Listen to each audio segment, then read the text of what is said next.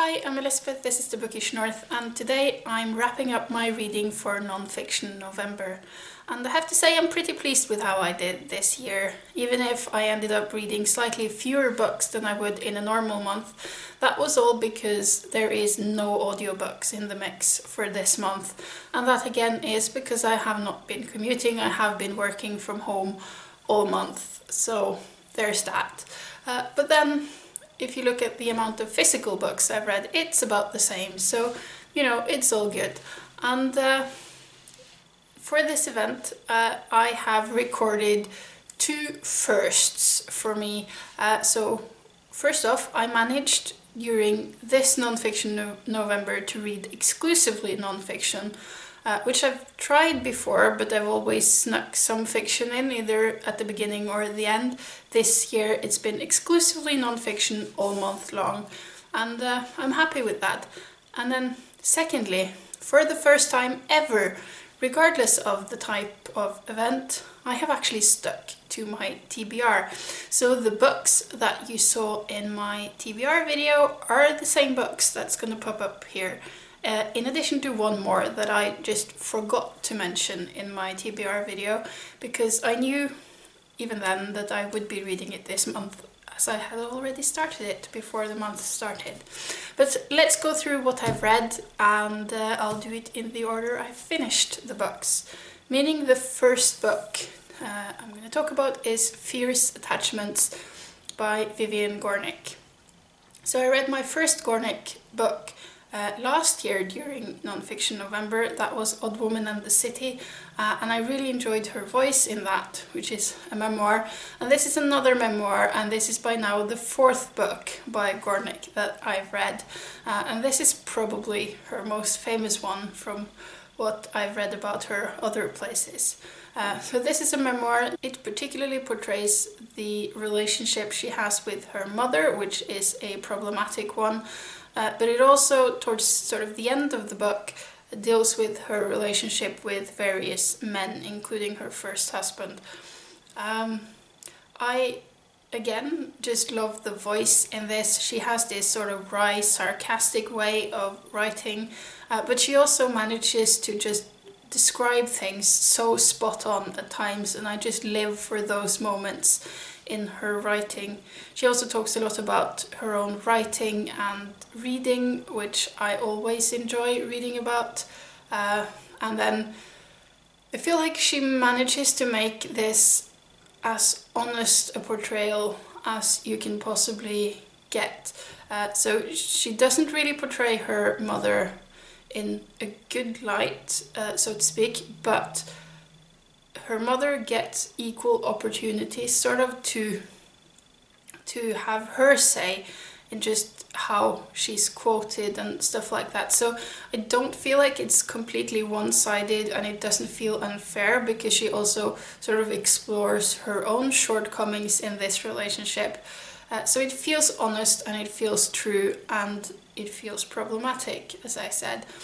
It is a very fragmentary style of writing, and it's built around the concept of her and her mother going for walks in New York, and then we follow the conversations they're having and the things that these walks remind her of, which then takes us back into the past, where we see it from her point of view growing up. But of course with the benefit of hindsight. So again, I really enjoyed this book. It is a potent portrayal of a relationship between a mother and daughter, also between the daughter and some men showing up later in her life.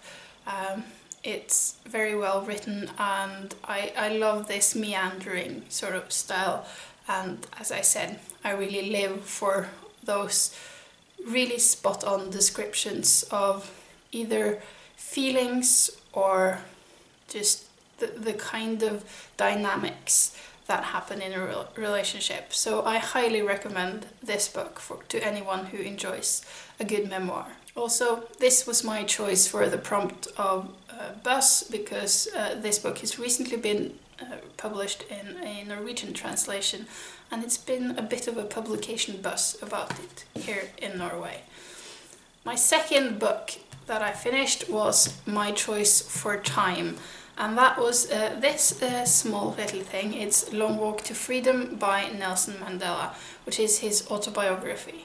And I chose this for time because I said because of the size I needed some extra time in getting it read, so I started it midway through October, but then I finished it midway through November, so I did only spend a month reading it. It's I think 750 pages, but it was a lot easier to read than I anticipated. It has a very nice flow to it, and at some points in this I really felt like it was becoming a page turner to me. I did read fairly slowly to begin with. It took a little while to get into it, and I think that is mostly because I always struggle a bit with the earliest year in a biography, because I find those parts of biographies are often quite similar to each other because there are only that many variations of childhood, I guess. But I will say that in this book it was different, just because it is, you know, the early 1900s and in South Africa, in a black community. It is very, very different from my own upbringing, so I did find it more interesting in this book than in many other biographies. But for me, the really interesting part comes when he's sort of starting to come of age and starting to gain agency in his own life and making choices. And that was where, as I said, sometimes it got quite page-turnery for me, where I just needed to read on to know what happened next, even if I actually already knew what happened next, because, you know, this is the life of a real-life person, and at one point he's at trial where he is risking execution, and, you know, I knew he wouldn't be executed, but still I just had to read on to know how the trial ended. So I guess that's a good sign. I'll say that I did find this super interesting. I did learn a lot about the man, Nelson Mandela. I also learned a lot about South African history that I really didn't know all that much about. Most of these events happened either before I was born or when I was in my early teens and didn't necessarily follow a lot of international politics. But it made me realize just how little I read up on it after I became an adult. And, you know, I knew sort of the basics of apartheid, but there was a lot about the history and how it came to be that I was not aware of, that I'm very grateful for having learned now from this book. I will say I did find the writing slightly clunky at times, and it certainly did presuppose some knowledge that I didn't have, so I did some Googling on the side, particularly to begin with. There is a lot of name dropping in here, and I at some point just gave up on Googling all of the names to find out more about them, because then I would have spent like years finishing this book. And, you know, there are certainly parts of his life that are glossed over. He does not really touch upon his personal life other in just very superficial overview of, I married this person, we divorced, I married this person, we had children, and then we also divorced. But, you know, the political stuff, the stuff from prison, all of that was super interesting, and I'm in awe of this person, about how he managed to go through the things he went through in his life and not become bitter, and coming out the other end still wanting just equal rights for all and not feeling vindictive about the people who has basically robbed him of nearly 30 years of his life. So yeah, it's a good book about a really impressive person, and if anything, while reading it, I felt it was too short, that he was just skipping on over the headlights at some point. So yeah, Also another book I'm very happy to have read for this event. Then after finishing that behemoth, I wanted to read something smaller, and I had picked out Edith Wharton's Fighting France from Dunkirk to Belfort, which is a collection of articles she wrote for magazines that were published in the midst of World War I. So this was my choice for movement, because she is moving from place to place along the front lines of the trenches during the First World War. So I'd say, I mean, her writing is solid, and she is at her best when she's describing the scenery and, you know, the telling details of the front lines that gives you those little hints about how it was like to be there. Even though she is certainly a tourist to these places, she's not living in the terror of the moment. So if you want to know how it truly was in the trenches, you should read someone else who was actually there for more than a few brief hours, getting the grand tour. But yeah, there were certainly parts in this book that I enjoyed, and yeah, as I said, particularly her descriptions. However, overall, I did feel like this book was mostly propaganda, which I guess, because it is published while the war is still going on, that is maybe how it had to be. But she is glorifying all things French, and also some of the Allies, and she's making everything German sounds vile and evil and ugly. And so, you know, overall the reading experience of this was not the greatest, I'm afraid, but you know, her writing was good, and I feel like she must have been a very impressive woman to have actually been able to gain access to these places. So I look forward to reading more of Wharton and reading more of her novels. I've only read Age of Innocence, but this is not going to remain as one of the highlights of me reading her, I think. So the last book I have technically finished was the mystery book on my TBR, the one I forgot to mention, and it doesn't really become any less of a mystery looking at the cover.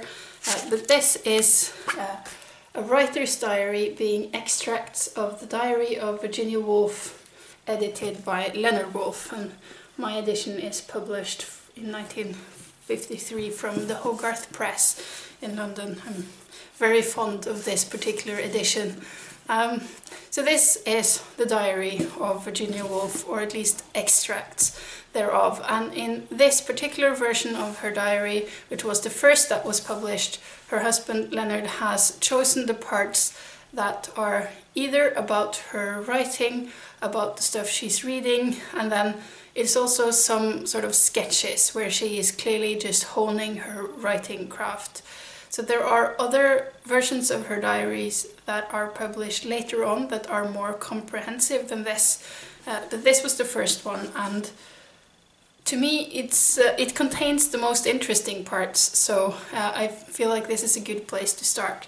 And we actually started, I did this as a buddy read with Sarah from HardcoverHearts, and we actually started reading this back in August and have been making our way through it very, very slowly. We've been reading 1 year at a time and then checking in with each other, and we've been really taking our time with it. So when November started, we were about halfway through, but then we decided to pick up the pace so that we would finish this in November, even if I technically read the last 10 pages on December 1st. We managed to do that, and I've had such a good time reading this book, and I'm so glad we did it as a buddy read, because that has added so much more to the experience of reading this for me. It sort of feels like a three-way friendship now, with me and Virginia and Sarah all being a trio of good friends that have gotten to know each other over this project. I feel it's hard to talk about a diary because there's no plot or anything like that to talk about, but I have really appreciated getting to know sort of the behind the scenes stuff of Virginia Woolf writing her books, and it has made me so much more eager to now actually delve in to her works of fiction. I've so far only read Mrs. Dalloway and A Room of One's Own, but we're planning a project next year where I'm going to read all of her books in chronological order. Might not get all of them done next year, but at least I want to read all of her books in chronological order, and I think that might be a common project for me and Sarah to continue on with. But yeah, I've really enjoyed reading this. There are parts here that I don't understand. There are a lot of people mentioned I don't know who are, but reading the parts about her reading and writing has been super inspiring, and just her sheer love of words and skill with words has made that book an absolute joy to read. And then the final book on my TBR was my pick for Discovery, which is called The Discovery of Middle-earth: Mapping the Lost World of the Celts by Robb. And this I have not technically finished yet. I have about 30 pages to go, but I wanted to film this video while I still had daylight, but I'll probably finish this either today or tomorrow. The argument the book makes is super interesting, and I found it very intriguing, and I think that this is certainly one of those books that will point me in a new direction, into a new area of things I want to find out more about, because I've certainly it's piqued my curiosity about the Celts, for sure. He makes a point at the beginning of the book that this is not an esoteric book. He's not talking about ley lines or about earth energy and all that kind of magic, you know, neo-druidism thing. This is based on fact. This is a historic theory. It is based on archaeology and about cartography to a large extent, and it's not meant to be anything more than that, but he does make a really convincing argument about these things anyways, because he's sort of mapping out ancient Europe and looking at where the various holy centers and towns of the Celts were, and he's showing that they are to a very large extent converging on these lines, and that these lines are based on the solar on solstice lines, so about where you see the sun in the sky, and it's based on geometry, and it is so prevalent in all kinds of things that he's looking at, that it makes a compelling argument that this is actually a systematically used standard of measurement for creating this world. And he starts off by looking at it for Central Europe, and then in the last chapters he's looking at the same kind of system adapted to Britain, and particularly the southern part of the British Isles. And yeah, I found it super interesting. I have no way of knowing whether this is actually a convincing argument or not, because I completely lack the backstory, and I don't have any counter arguments, because everything I know I've learned now from this book. But I do find it super interesting, and it definitely has made me want to read a lot more about the Celts from other voices than his. So if you are interested in the Celts, check this out. As I said, not the easiest of reads, and there's a lot of cartography, a bit of maths in here, a lot of words I didn't necessarily know. And I have also Googled and read some things on the side for this to make sense, but you know, I enjoy reading non-fiction like that. I don't need to know all things going in, and I will evidently read books in the wrong order. I should have read something more basic before this, perhaps. But it doesn't matter, because it's still a book that has piqued my curiosity to a large extent, and I like books that are based on theories and saying that it looks very likely that this is the case, and here are all the arguments for why that is so. And then I guess what I now need is a book with the counter-arguments to know whether or not this is actually believable. But yeah, definitely want to learn more about the Celts now. He has made that happen for sure. So that was my reading for Nonfiction November. As I said, pretty happy with it, and it's been a nonfiction heavy year for me, and it was the perfect year to go for 100% nonfiction in a month, I think. So far in December I've read nothing but comics, because apparently that's what I've been craving after reading nonfiction for a month. But yeah, there's sure gonna be more nonfiction books showing up on this channel in the future, and for now I'm gonna go do some more reading, probably finish off this one. So until next time, bye.